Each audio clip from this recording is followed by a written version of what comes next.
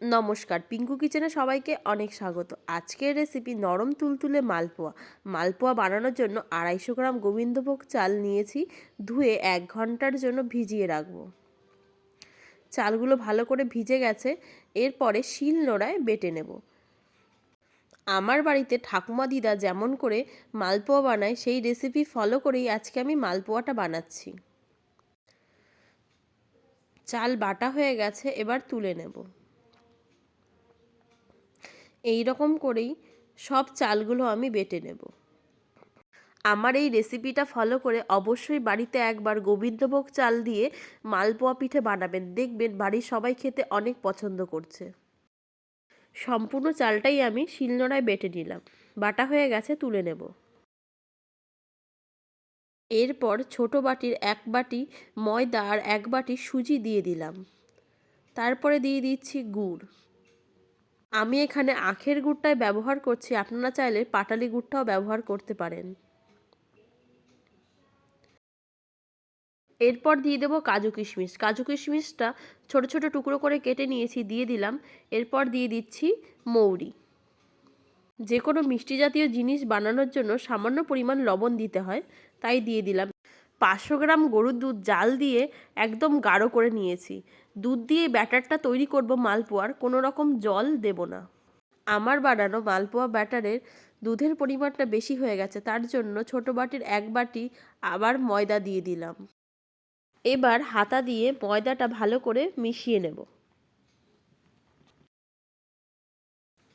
এবার ব্যাটারটা একদম পারফেক্ট হয়েছে। 15 মিনিটের জন্য একটা ঢাকা দিয়ে ঢেকে রেখে দেব। 15 মিনিট পরে খুলছি। এইবার দেখাচ্ছি মালপোয়ার ব্যাটারটা না বেশি পাতলা হয়েছে না বেশি গাঢ় হয়েছে। এই রকমই মালপোয়ার ব্যাটারটা রেডি করতে হবে। তারপর কড়াইতে তেল গরম বসিয়ে দিয়েছি, এরপর খানিকটা ঘি দিয়ে দিচ্ছি তেলে। তেল গরম হয়ে গেছে, মালপোয়াগুলো ভেজে নেব। দেখুন মালপোয়ার ব্যাটারটা যদি পারফেক্ট হয়, তেলে ব্যাটারটা দেওয়ার সঙ্গে সঙ্গে এই রকম ফুলে উঠবে। এই রকমভাবেই মালপোয়াগুলো ভেজে নেব।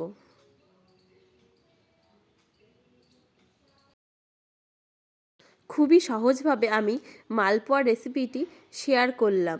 প্রথমবার যদি কেউ মালপোয়া বানায়, তার এই রেসিপিটি ফলো করলে একদম পারফেক্ট মালপোয়া তৈরি হবে। আর প্রতিটি মালপোয়া এই রকম বলের মতো ফুলে উঠবে। ভিডিওটি ভালো লাগলে অবশ্যই একটা লাইক করবেন, বন্ধুদের সঙ্গে শেয়ার করবেন, আর সাবস্ক্রাইব করতে ভুলবেন না পিঙ্কু কিচেন।